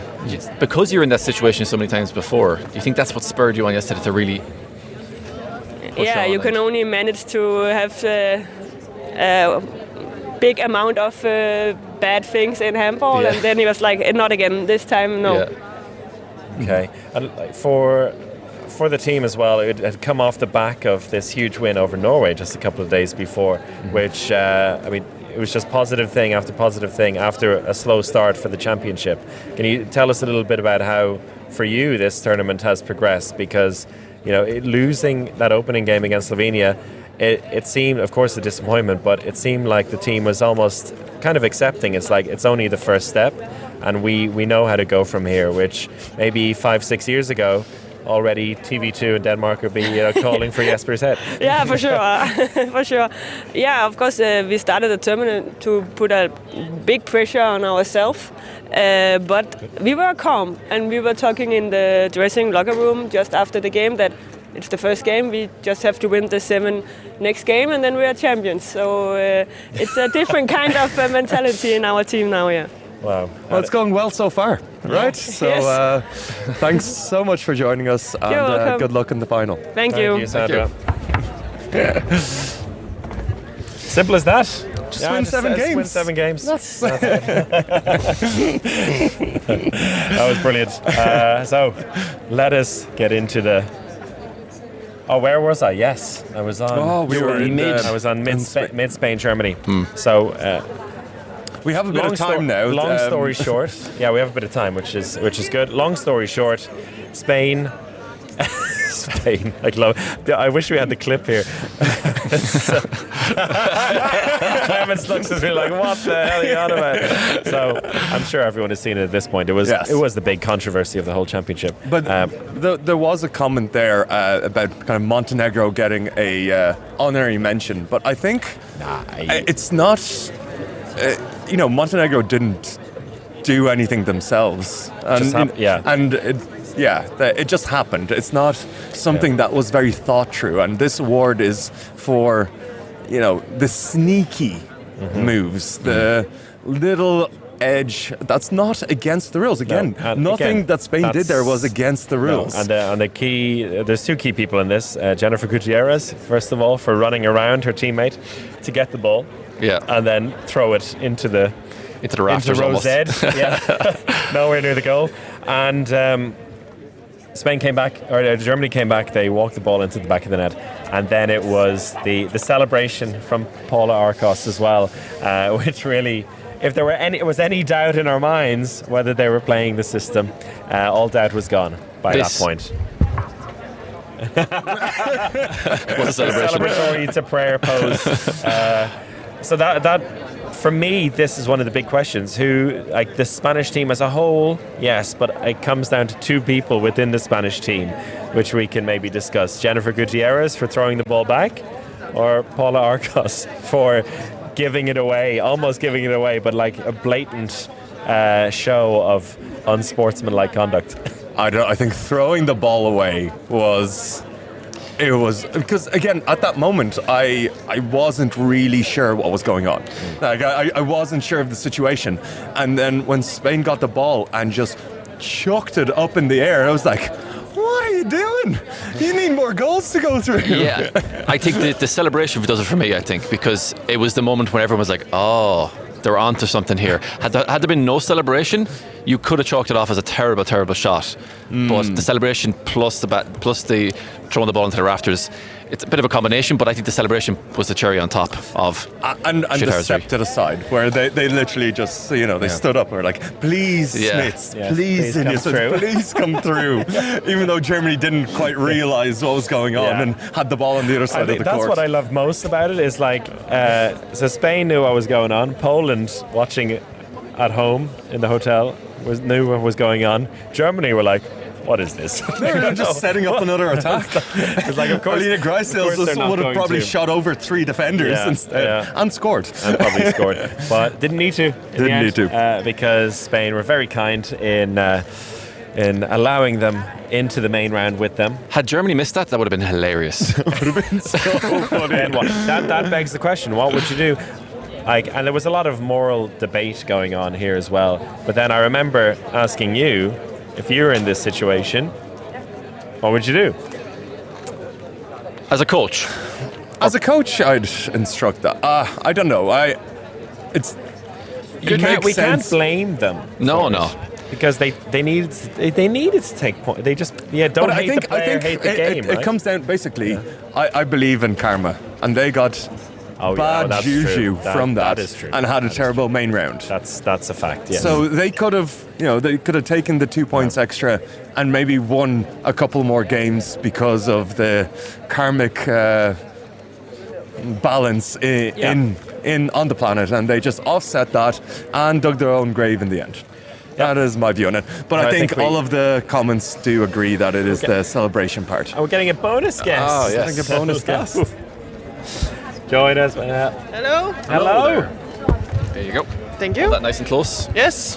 We were giving a series of awards at this alternative awards, Okay. right? And we were just talking about the Spain throwing the ball away and giving Germany the ball back to take 2 points into the main round. Yeah. Where do you stand on that? I think every team would have done the same, but maybe not cheering. It should not be that obvious that you are happy with the opponents. That's fair. So fair. You would have no celebrating turning into prayer pose. No, that should be. And that's what gave it away, wasn't it? Yeah. Because minus the celebration, it's not as obvious, is it? You could say that was just a terrible shot. Well, I don't know. Well, it adds about 40% to it, I think. Oh God! But anyway, on to you and on to Denmark. Yes. Congratulations again Thank you. Getting through to the final. In the last few hours, you've had a chance to reflect. I guess not much sleep, too much adrenaline. Yeah, not much sleep, but enough. It has been crazy the last 12 hours. We were so happy yesterday, and now we just have to focus on the next game because we want to win the gold. So we can't be too happy just to be in the finals. We want to win the final. So we are focusing on the next game. Okay. And one thing we talked to a lot of players, and we've heard a lot about with the Danish team, is these individual chats between players and Jesper Jensen before the tournament, after the games as well. And it seems to have been one of the kind of special ingredients for him as a coach and also for the team. So maybe can you give us some insight into the kind of conversation he had with you? Yeah, he's very good at it. He's very focused on the individual development and before every match and after every match we are talking about small details. What should I do? What could I do better? What is good already? So he's very focused on every single player, and that's just it makes the players feel very safe and that you're seen by your coach. It's very important, and Jesper is really good at that. That's the second time I've heard safe. We spoke to Emma Friis as well, and she, in a different position, she's come into the team in a whole new way, playing on I think the starting left wing position, and for her to also say that she feels safe is quite a special thing. So is that something that you foster as a team as well, that it's you're trying to make each other feel as comfortable and as safe as possible? Yeah, we are talking a lot about that this national team should be a very good place to be, and when you're an athlete you can think that you're just here to win and you want to go to the first place and everything, but we are very focused that everybody should feel safe and everybody should feel that they are having a good time also, and that's maybe a little bit strange for athletes in the top and in the elite, but it's important for us. Okay. And is that maybe as a change over the last couple of years that has happened, that the atmosphere has just improved within the team and your social, and kind of what has kind of brought that change about? Yeah, since Jesper and Lars and Christina Rosling came to the team it's 2 years ago now, the first thing they said was that it should be a good place to be in the national team. So they have been focusing on it from the day one, and I think that's a big change. It was a good place to be before, but there was no focus on it. So now we're just we talk a lot about it, and then everybody knows it, and it's just a big part of our way to be on the national team. So who do you look forward to when you're joining the national team? Who are the players and people you're looking forward to kind of catching up with? Yeah, man, all of the players, because it's we are very spread all over the world, and it's so nice to go to the national team and then see your friends. It's really friends for me, and find out that it's more than just handball. It's really relations, and that's important for us. The same roommate every time, or is it different ones every time? It's different. I have been living with a lot of the girls, so it's different. So it's a bit of a lottery every time. That yeah, but you type in 3 persons, and then the coaches will pick out and hopefully get a match. And who are you with this time? Michaela Müller. Ah, okay. Yeah. Nice roommate? Yeah, no very complaints? nice. No. Talk to us a little bit about the backcourt performance at this championship. I remember after the preliminary round, I think Alex, you made the point, it felt like you needed to unlock yourselves a little bit. And then that really happened as soon as you arrived here in Ljubljana. The backcourt really started to fire. There was a lot of freedom, and then the focus has shifted a lot into scoring goals from long range, which is really, really important when you can do it. And is that something you feel has progressed throughout the championship? Yeah, I think so. I think also that our fast breaks have done a lot of good in that case, because we come with another tempo, and when we come with tempo, it's very hard to stop us. And we have brought that to the attack also, and I think the fast breaks is very important for us, because that makes the flow go, and then the attack can also get more fluid, and I think a lot of good have come from the fast breaks. You love coming in those second wave counterattacks. Yes, right? It's my favorite. You can see that in your eyes. You're like, I think your media call section is about to end. So yes. Quickly on the final, what can you tell us? What can I tell you? Hopefully that we win. That's the first. We're looking forward to it, and it's going to be a tough game, but I think we can do it. There you go. That's all we need. Thank you so much. You're welcome. And recover well. Good luck tomorrow. Thank you. Thank you. Hop in here, Brian. You can warm the seat again. Yeah. At least you're getting a bit of a workout here. Those up and down. Brilliant. Bonus guest with Meta Trambor there. Yeah, beautiful stuff. And she was able to kind of give the award to Spain officially, I think. Yes. To the wonderful celebration, because she did specify that it was not the action of doing it, it was the celebration that made it. Paula Arcos with featuring Jennifer Gutierrez. Yes. And the supporting cast of the entire national team. Yes. Yeah. Lovely. Let's do one more. Let's try and squeeze one in. Well, we're going to squeeze them all in, but we have Norway arriving on now, and they're probably alongside Denmark the most popular, so who knows when we'll get them. But I have to say, Andrew McSteen is doing an amazing job running around getting players for us. It's brilliant. Really appreciate it.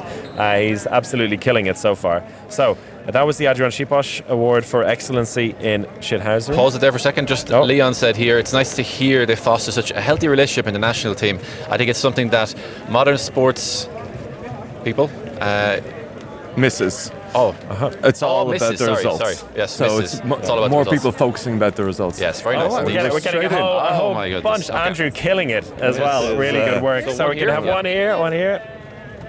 That's on. And that's Alex? for you. They should be on. Yes. And we are live. And we said to everyone, no cursing here, no swearing. It's a morning show, so keep it PG. First of all, congratulations on the win yesterday.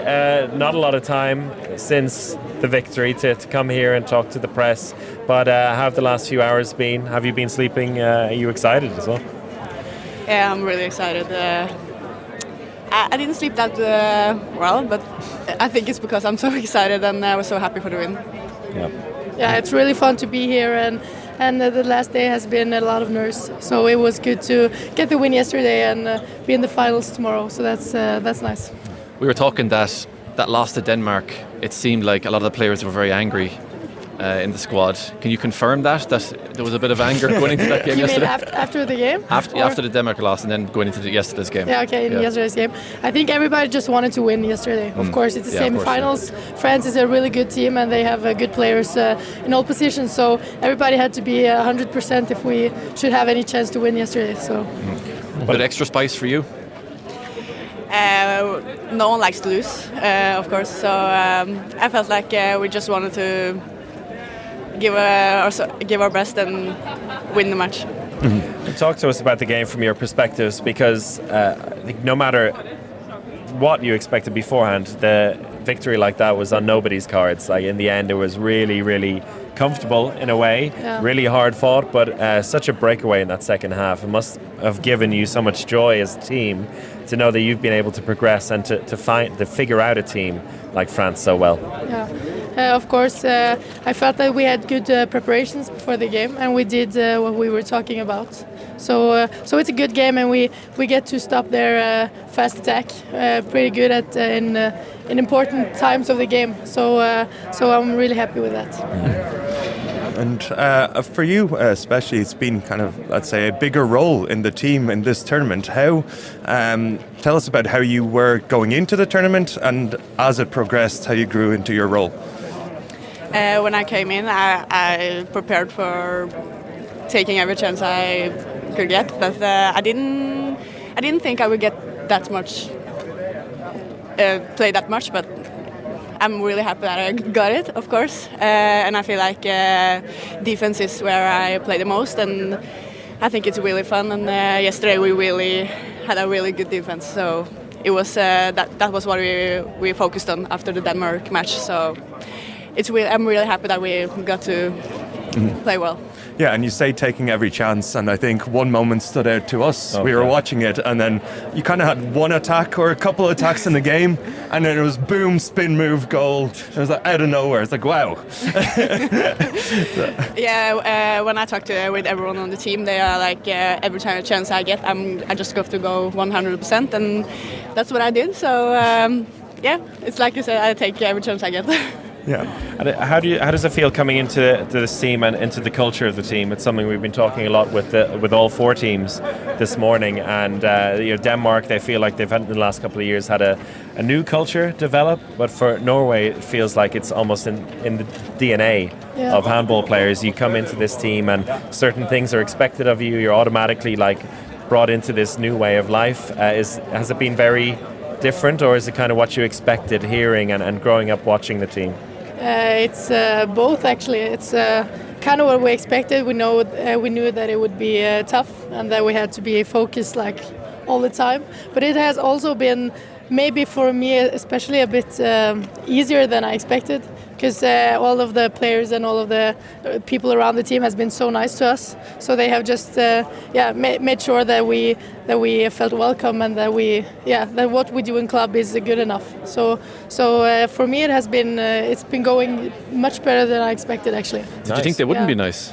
No. Of course, I knew that they were nice, but they have been so welcoming and explaining everything and just made sure that we knew what to do at all times. So they have been just really welcoming to us. Yeah, I mean, with the status and all the things they've won over the years, you expect it could be a lot more arrogant and stuff like that, but then you're pleasantly surprised. Yeah, I don't know if I would say arrogant, but I know that we come into a group with a winning mentality all over the line. So it's of course, don't know any players before we came.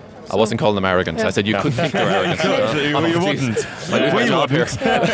It looks like Thorir has been replaced and you got a new coach swapping players in and out. Thank you so much for joining us and good luck tomorrow. Thank you very much. Thank you. And substituting in straight away. And this is fast-paced handball interviewing going on right now. It's brilliant. Thank you so much for joining us.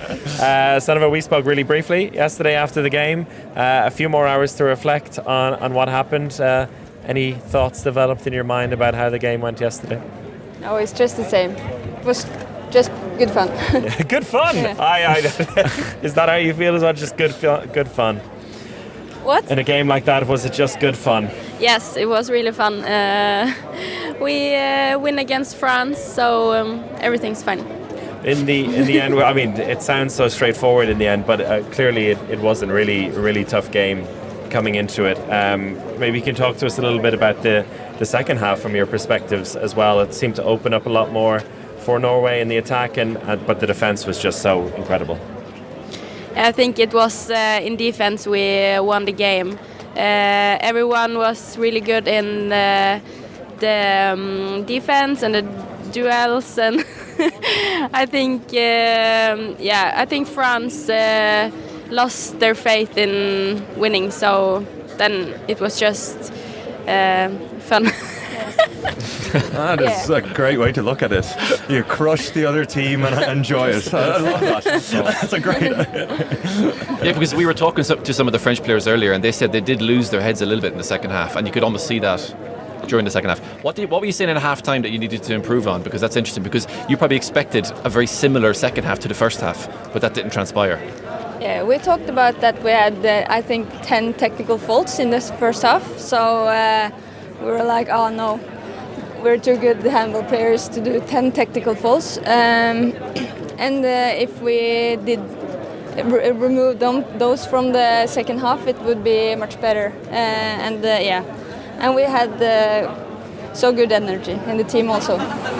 The energy was fantastic, and I mean you said there about the technical faults, and it feels like in the last year or two with Norway that is an area in the attack that you've cut out almost completely. It was almost run and gun for Norway in the backcourt in recent years, but it meant that with all the fast play that there was a lot of technical faults with that. But of course there were a few in the first half, but overall it's been a very smooth championship in that area. Yeah, and I think it's important because if you do a lot of technical faults, it's easy goals for the other team. If you lose it in their defense, it's easy to give them a fast break, and so it's something we work on a lot. Yes. A programmer asks here in the comments, 7 debutants and yet another final. Norway is incredible. Norway is incredible, isn't it? Yes. Talk to us about like the seven new players in the championship. Like we were talking to the girls there before about the integration into the team, the Norway way almost, what you're expected to do when you come into the team, the levels you're expected to train at and dedicate yourselves to. How has it been from your side also? There's almost a half new team here for Norway, but it still feels like the same team as always. Yeah, I think it's incredible that it's 7 new players, and I think the old players who have been in this for so many years are very good to welcome us and make us safe, and we have good energy, and everyone has something to bring into the team. So I think that's important to believe that you're here for a reason and you can just do as you always do. That's more than enough. Yeah. And do you get nervous coming into the squad? The first time you came into a squad and you're kind of with players like Nora Merck, who probably you watched for many years. And do you feel a bit of nerves coming into a squad like that? Yes, for me, I was really nervous the first training, and yes, everything is new. It's some of the best players in the world, and you look up to them, and yes, of course. But with time, it gets better, and you can let your shoulders down and just enjoy. Nice. But nerves can't really be applied to you. You've already won the Champions League twice, right? But is it slightly different coming into the national team? Yes, it is. It's a completely different thing because everything is so... Yeah. And now we got more substitutions ready. You're being kicked out. Fast-paced interviews. Welcome. Amelia, Stine, welcome. Thank you. We're really being so many Norwegian treats here. It's amazing. I mean, I don't know where to start now. Everyone's saying they haven't slept last night. Did you guys sleep, or are you're pros at this stage? This is nothing to you, the final. Yeah, we struggle a little bit with the sleep after a game like that. Yeah. But yes, we had some hours. Yeah, it was a little bit late, but I slept perfect. Slept perfect. I like that attitude. But okay, talk to us about the game yesterday. You faced France was nothing new in that regard. It's almost the game you expect to see in the final, based on recent championships. The scoreline, I think nobody expected in the end. Was there a certain point in that second half where you could actually start to enjoy it? Yes, most of the second half, actually, and because of the good defense and Silje in the goal, and with Stine, the perfect captain, it was a perfect second half. Can you elaborate on that, Stine, the perfect captain? Because that's what it felt like the first 5 minutes. It was just a captain's performance. How does she drive you as a captain? Yeah, with her actions, of course, but also with just who she is. Mm-hmm. She's phenomenal. I think it really set the tone at the start of that game, and it seemed like you were a completely different team in comparison to what we saw against Denmark a few days ago. Of course, there's an aspect of, a little bit of a revenge tour for this weekend, but is there also something within the team where it's okay, now we're in the final weekend, now we need to produce something different, or now we need to hit a new level? Yeah, but it's also like we hate to lose. We really don't like to lose. And also after the game against Denmark, we were really disappointed, and especially how we played in defense. We wanted to be a different version of ourselves, and I think how we play against France, it's amazing. We keep them on 20. We play very good defense throughout the whole game, and also it sets the tone the way like Stine goes out there from the beginning. She is really determined what she wants to do and how she wants to play. And also, for all of the players, it's like it's different teams, but also like Stine, she played in France. For her, this game is important. Now, tomorrow, a lot of players play in Denmark. It's like you have motivation for these games. Also, of course, the medals, but also like a little bit in between the teams. Yeah, and is it kind of the perfect? Well, you're a great example of with Denmark now in the final, and you've been playing there for a long time. Is it the perfect thing that you're facing them now, just a few days later, or is there a little bit of? Are you excited to face them again? Not everyone gets that opportunity to lose in a tournament and then have an opportunity to get that revenge or that rematch. So you're excited going into it? Yeah, yes, of course, we are very excited, and we don't have to wait until the next Golden League to meet them again. Everyone loves the Golden League. But it doesn't matter who stands against us in the final. If we want to win the championship, then we have to beat all of them. Mm-hmm. Can you tell us maybe some areas that will have to change a little bit, because some small things, there was only margins that made the difference a few days ago from a Norwegian perspective, it seems, but what do you feel has already been fixed from how you played yesterday and how you'll take forward to tomorrow? I think from the game against Denmark to the game against France, definitely the defense. If we want to win handball games, 31 goals to receive, it's a little bit too much. And we knew that it was going to be tough, but I think that only on these few days we did a lot with the defense, and I think that will be also the key tomorrow. Okay. I'm a bit worried for this Danish team, because how you're all talking today about how bad that loss was to Denmark. I'm a little bit worried for them, because you really don't like to lose. And after the game, when Denmark lost, the boys were in the mix zone there, and they saw Henny Raičević, how angry she was as well. And I was scared. I think everyone was a bit terrified. I saw her face, and we did not want to speak to her at that moment. But that sums up the mentality, doesn't it, in this team? Because you're so used to winning, and when it doesn't go your way, you want to really then fix that mistake, and you can fix it tomorrow. Yes, of course, we are very competitive, and also in general we hate to lose. And I think also this is what drives us all the time to become better, and also that's why we are in the final. We are, yes, I think in this way we are a very good team, and also, yeah, I think they will feel it tomorrow. Who's the most competitive in the squad? Who's the most competitive in the squad? On the court, maybe Nura. And does that translate over to, like, you're playing cards in the evening, or you're playing like some games? Are there some people who just cannot turn it off at all? not necessary, because I don't feel like Nora is so competitive with the games outside, but on the court for sure. But also you have the one who's not with us now because of her pregnancy, Camilla. She's very competitive on the court, but also outside. I think she needs to breathe sometimes when we play in the games. I can only imagine, because we spoke to her before the championship, and we're here with Viaplay, just how difficult it would have been for her to be so close to the court but have no impact on it as well.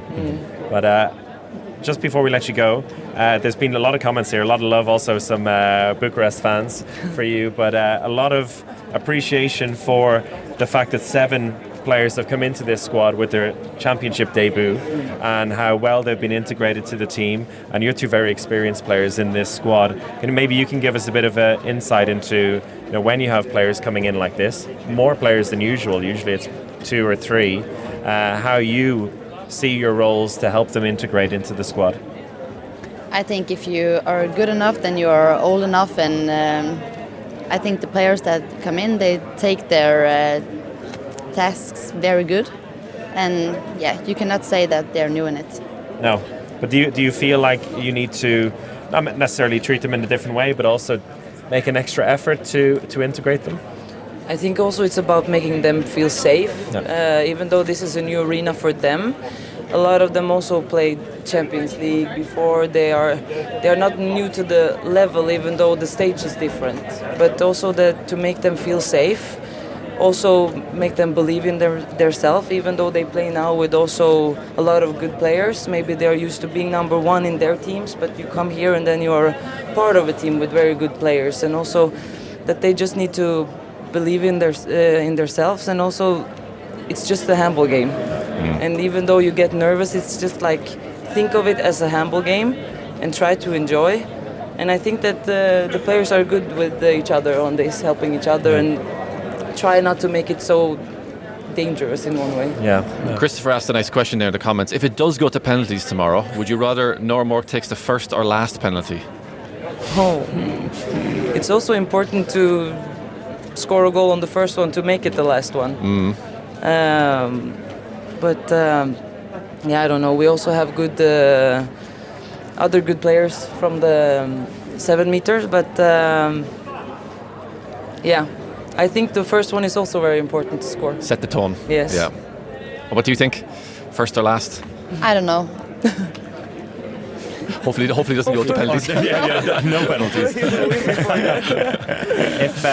If you're, say, this is a long way away, the penalty shootout, that would be, I'm not sure anyone could deal with that. If you were asked to take one, would you? Yeah. Yeah. Yes. I think we're getting the call from the bench here saying that we have to let you go. But Emilia, Stine, thank you so much. Enjoy a bit of recovery today, and good luck tomorrow. Thank you so much. Thank you. Right, Brian, hop in here again. No, hop out. We've no time to breathe here. You're very welcome. Hop in. No, you're all alone. You're all. No, and you can grab the mic here. Okay, thank you. Thank you so much for joining us. Thank you. Well, I think Alex has to take this away. Alex has been shocked in this championship. Tell us why. So I just want to get your perspective on it, I suppose. I was looking up some stats a while ago, and I realised that you've averaged over 40% for the last 4 tournaments, and then this one as well. But then in some games you end up on the bench. Please tell me what that feeling is. I think it's really important to have 2 good goalkeepers in one team, because it's really hard to be alone in one championship, because it's a lot of games. So I'm really used to being on the bench as well, and I'm really happy when we are 2 who can share it and do a really good job for the team. It's really fine. Very politically correct answer. Alex has just been shocked, but that is the joy of having 2 amazing goalkeepers like you have, and Norway always seem to have as well. We've spoken to Norwegian goalkeepers past and present, and there's always been this talk about the goalkeeper team it's almost like this little community within, also with your goalkeeper coach and whoever's in there. Maybe you can give us your perspective on that. I think it's really important to have a good team. It makes us stronger. We have Mats as our coach, and he's really good at this coaching part to learn us how to make the position and correct small details. Even during the game, we look at the opponents before the games and prepare well, and also during the game he corrects small details, and I think this makes us a good goalkeeper team because we learn from each other and we want the best for each other, and that's really important. And what is your perspective on this goalkeeper team? I mean, training with these players every single day, I guess can also be a pain in the ass. Having to We're not easy. Not easy to deal with, but also an amazing thing to know coming into games that you have them there and they have your back. Yeah, it's very good to have them there, and we know when they both can go in and do a very good job. So I think it's good to have them both. And what's your perspective of the championship being? We've been talking a lot about the integration of the squad, a lot of changes to the Norway team this time around, but how smooth it has been. Maybe both of you, because you have different perspectives on this, but first of all, how has it been for you? It's been a good journey. It's been exciting and fun, and it's been easier than I expect. Okay, well, what was easier than you expected? Because the girls are very nice, and it's easy to come into the group. For you, do you help with that? Yeah, it's nice to hear that. We want everyone to that comes new into our team to feel welcome and safe, so that they can prepare and perform the best way possible. And I think it's a really nice way to build the Norwegian team for the future as well, to have a good mix with experienced players and young players who come inside our team, and they are really hungry, and they can see our winner mentality and the culture in the team, and this way they can develop and get more hungry for the future, to wanting more, training more, and I think it's a good mix. It's funny because we were talking to some of the other younger players who came into the team, and they were saying it was also nicer than expected, the same as you said. So maybe on the outside it seems like you're a terrifying team to come into because you're these mentality monsters, but in reality you're all just really nice. I think we are really nice, yes. And also on the Danish side, so it's both finalists, and I think I've heard the word safe now used 4 times, which is really which is quite incredible, and something that you don't necessarily think of when you're thinking about these teams playing at the very top level, that there is so much that goes in behind the scenes and fostering this kind of nice environment for everyone to feel safe, and then to be able to perform at their best. Yeah, I think our team has always, I think our head coach is really good with this building the good spirit in the team, and we have values to follow in our team, and I think this is really important. You can play good handball, but if you don't have this good values in the bottom, it's hard to do a good championship year after year. Yeah. So I think this is one of the most important success in our team, that this makes us safe together. Yeah. And if you're not safe together, then how can you perform well? Because it's a long championship as well, right? Every one of these championships is a long time with the preparation, and then 8 games, and also, you know, when you have setbacks like the one against Denmark a few days ago, you're not used to these kind of defeats, or against Denmark, not at all. Is that what kind of helps you to get over it so quickly and to move on? Yes, we trust each other. We know what we can do, and we know that we don't lose 2 times in a row. And we trust in ourselves in this point. So when you build up this strong community together, you believe in each other as well, then I think this makes us strong.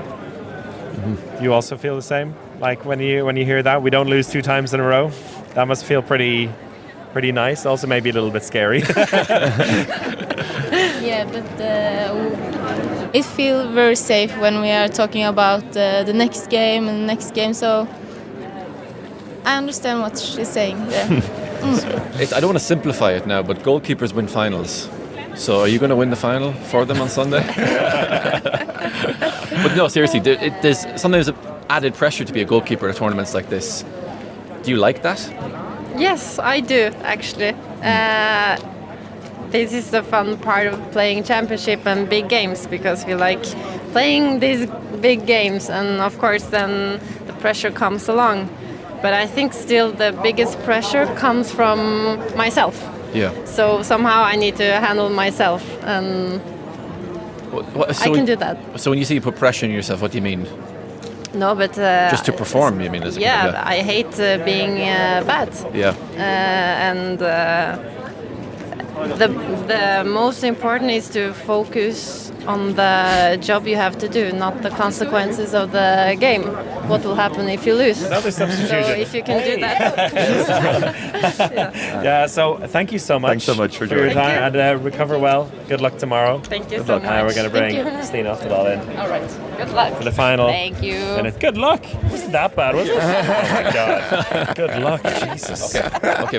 We've only Now got I get 1 minute. nervous. Yeah. What about 1 minute? Oh. Yeah, very quick. Okay. We'll go As 1 fast as minute. possible. First of all, what the hell was going through your mind at the start of that game? You were at I don't know, gear 8, 9, 10. It was an incredible start. Yeah, thank you. Pretty much just really want to get to that final. That was basically it. Of course, after a loss in the previous match, then it creates something special. You go through a lot of emotions, and at the same time you try to get ready for a semi-final. So it was just really trying to put it all out there. Mm-hmm. And do you feel extra pressure as a captain to step up and kind of bounce back for this Norwegian team? Yeah, definitely. Sometimes I actually think that is a bit the hard part of it. But over the years, I'm trying to get used to it as well, and really trying to be there. Like I said, especially after a loss, it's a lot harder to kind of show confidence, show that we're still going in the right direction. These things. So I'm working a lot with myself on it, but luckily also with this team, it's easy also to be have that role. The girls were saying, they also described you as the perfect captain, and we asked why, and they said through the actions. And so a great example of that is post the loss against Denmark.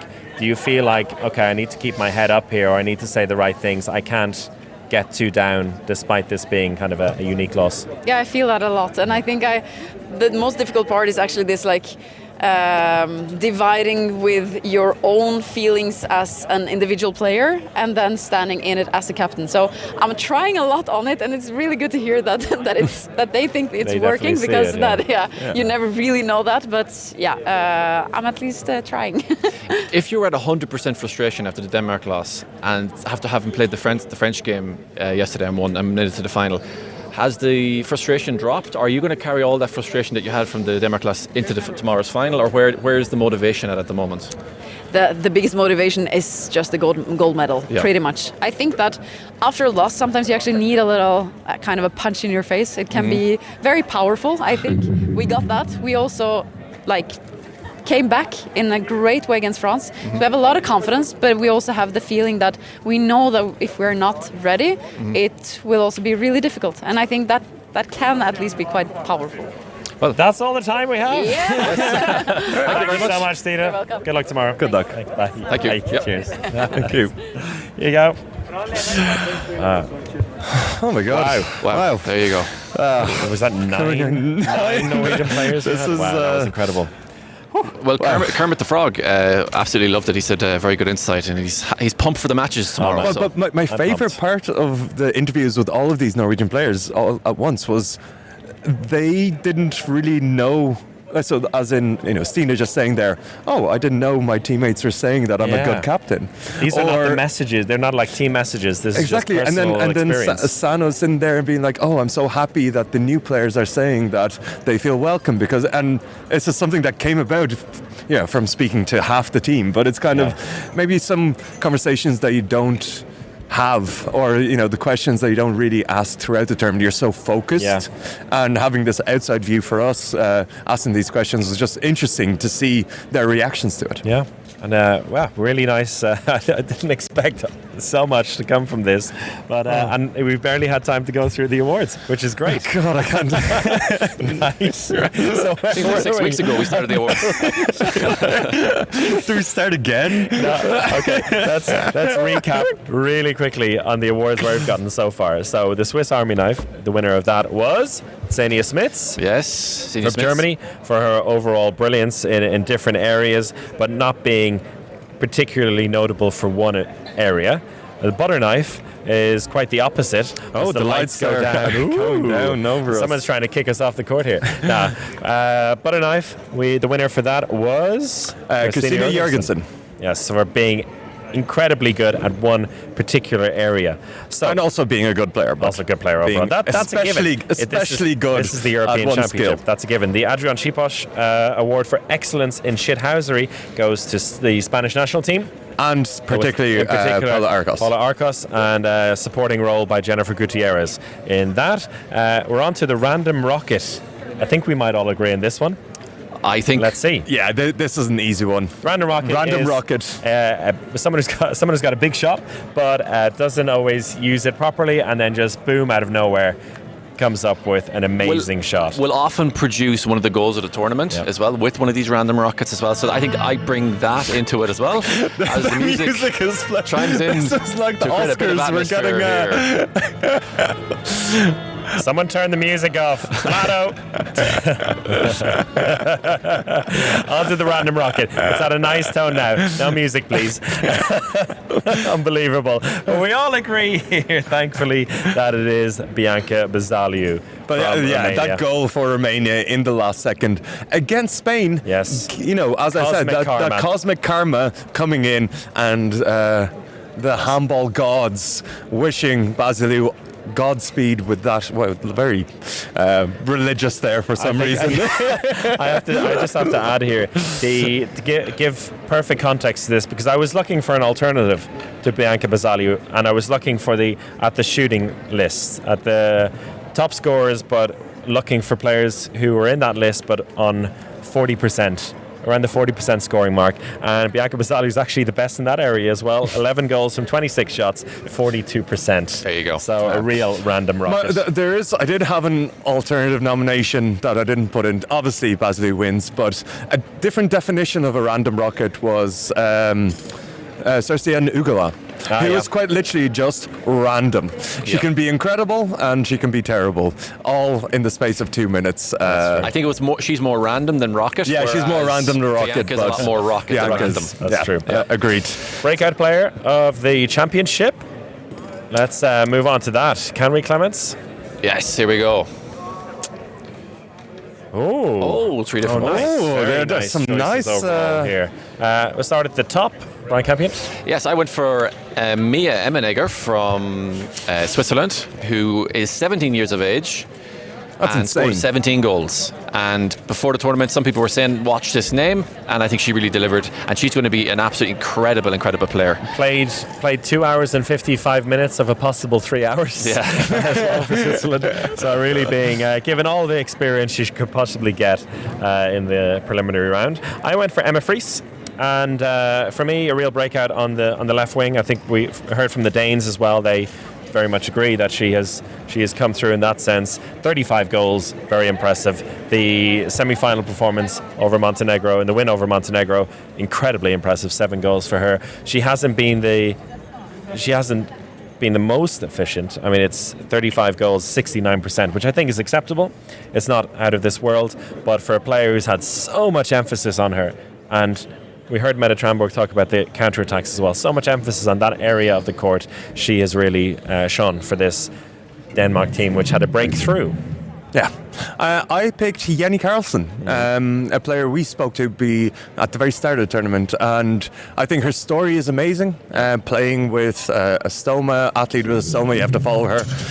But also she did come out of nowhere for me, and we talked to Michaela Messing before the tournament, and she said other players need to step up. And this time that player was Jenny Carlson, and especially in that game against Norway, they really needed her, and she really stepped up. She got 9 goals, 6 assists, and she's been a revelation through the tournament for me, and I think the best player out of those 3. If we're talking about, if I was going to pick a player to add to my team, I would pick Jenny Carlson.